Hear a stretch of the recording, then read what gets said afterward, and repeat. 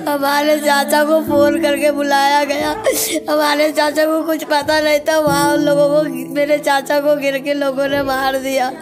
मेरे घर में वही थे कमाने वाले, बाकी बूढ़े सास ससुर देवर कुंवारा ननद 3 बच्चे वही कमाने और खिलाने वाले थे। बूढ़े पिता की आंखों में पनप रहे इस दुख को और पनप रहे इस पानी को देख करके आप अनुमान लगा सकते हैं कि जो मामले को अंजाम दिया गया है वास्तव में परिवार पर क्या असर पड़ा है। उसका 2 बच्चे, छोटा छोटा एक डिलीवरी इसको होने वाला है।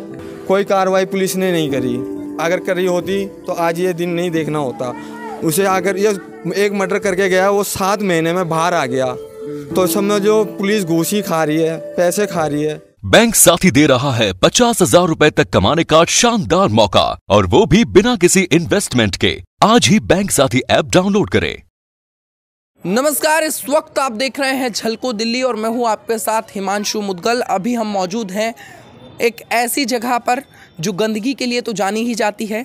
दिल्ली का एक ऐसा इलाका जो कूड़े के पहाड़ के लिए भी जाना जाता है, मगर उसकी रीसेटलमेंट कॉलोनी जहां पर लगातार क्राइम जुर्म बढ़ते जा रहे हैं।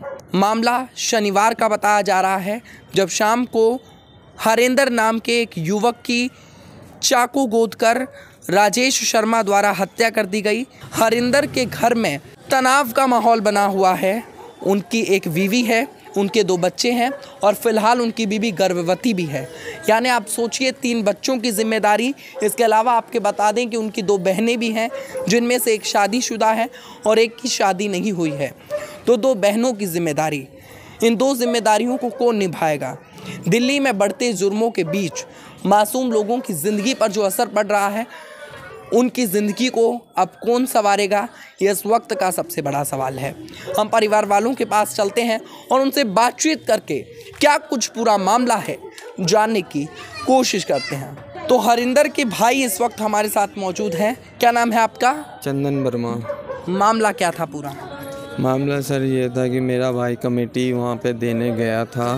फिर 4-5 लड़कों ने, शिवम नाम का लड़का ठिया, जो कि उसके अंदर सट्टा चलता है, बुक चलती है, और घर के अंदर मारा गया, मारा जान से मार दिया। और मैं उसी टाइम पहुंचा तो मैंने अपने भाई को देखा कि मरा पड़ा हुआ है। मेरे खून के लथपथ कपड़े हैं, ये खून के निशान है, ये पैंटों पे निशान है खून के।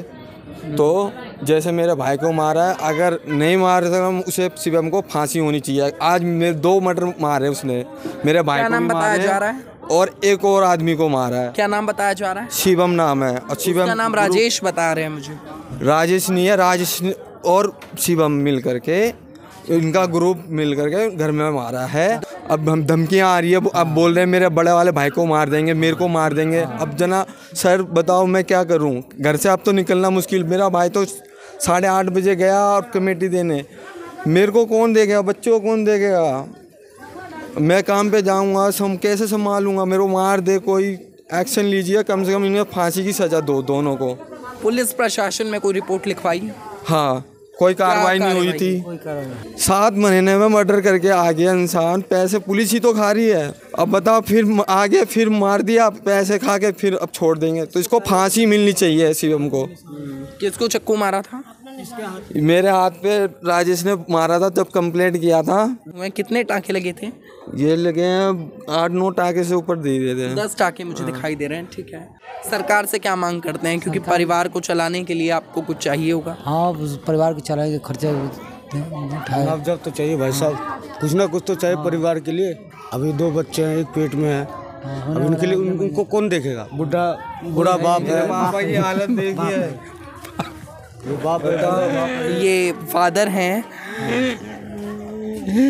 साहब, उसी कमाई से सब घर चलता, पूरा घर संभालता था मेरा भाई। हमारे बस वही लड़का समझे, घर का खर्चा बाबू चलाता था। देखिए, जिम्मेदारी बड़ी है महिलाओं का। अगर आप दुख देखें तो हम उनके घर में चलते हैं और महिलाओं से भी बातचीत हम लोग करते हैं। आप देखिए, वाइफ, ये इनकी वाइफ हैं जो गर्भवती हैं। मेरे को इंसाफ चाहिए, मैं पुलिस स्टेशन में गई थी, पहली बार चाकू मारा, पटवारी में धमकी दिया था अब जान से मार दूंगा। उसकी बहन सबके सामने बोली थी कि मैं अपने भाई से चाकू मरवाऊंगी, उसने यही काम कर दिया। कब कहा था? फरवरी में एक बार ऑटो चला के आ रहे थे तो उसने मर्डर कर दिया ऐसी। फिर भाई के पट्टी वट्टी करवाने फिर मारने आया,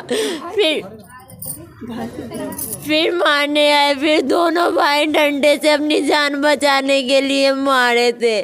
फिर पुलिस चौकी ने बुलाया, बोल रहे उसने गलती किया तो तूने भी तो गलती किया है, तूने भी तो मारा है उसको।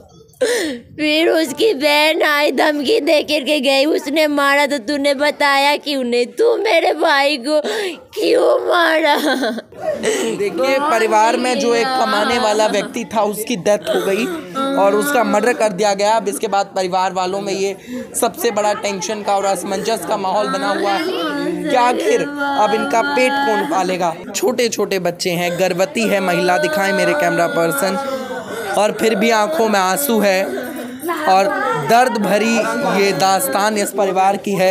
छोटे छोटे बच्चों की आंखों में आंसू हैं परिवार का माहौल देखकर। मेरे हार्ट में दिक्कत है सर। क्या कह रहे हैं? मेरे को कभी भी मैं एक्सपायर हो सकता हूँ क्योंकि हार्ट में दिक्कत है, मेरा ब्लड निकलता है नाक से, मेरी दवाई चल रही है। तो मेरे को मरने से पहले मेरे को जिस तरीके से मेरे भाई को मारा है तो मैं चाहता हूँ कि शिवम को फांसी दी जाए और राजेश को भी दी जाए, और उसके जो शिवम के साथ के दोस्त आ रहे हैं उनको कम से कम 20 साल से पहले ना आए, इनको सबक मिलना चाहिए। बाकी उनको देखकर और भी दुनिया वो देख के सुधरे, ये कांड ना हो सके कहीं भी। ये हमको दिखा रहे हैं लेटर जो पहले इन्होंने डीसीपी साहब को लिखा था और इसमें विषय है अपनी जान की सुरक्षा हेतु प्रार्थना पत्र इन्होंने लिखा था। ये किसके द्वारा लिखा गया था?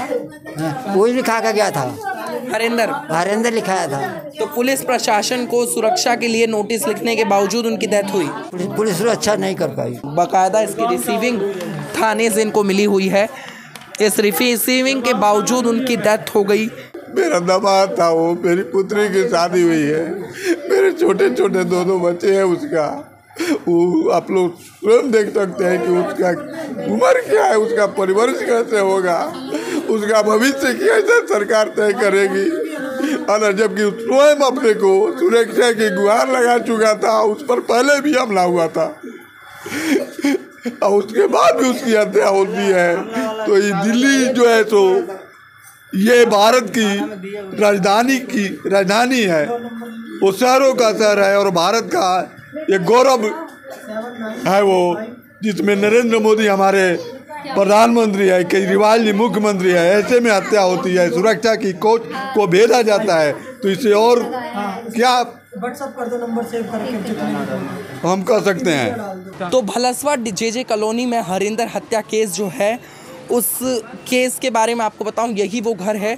दरअसल इसी के अंदर हरिंदर को बुलाया गया था कमेटी देने के लिए और उसके बाद इस घर के अंदर चाकू गोदकर, जैसा हमें बताया जा रहा है, चाकू गोता गया, पटिया यहाँ की टूटी हुई है और उसके बाद उनकी लाश को यहाँ फेंक दिया गया, ऐसा हमें उनके भाई के द्वारा बताया जा रहा है। और इसके अलावा आपको हम दिखाएं, यहाँ खून के धब्बे आपको दीवार पे देखने को मिल जाएंगे। ये खून के निशान अपने आप में बहुत कुछ बयां कर देते हैं।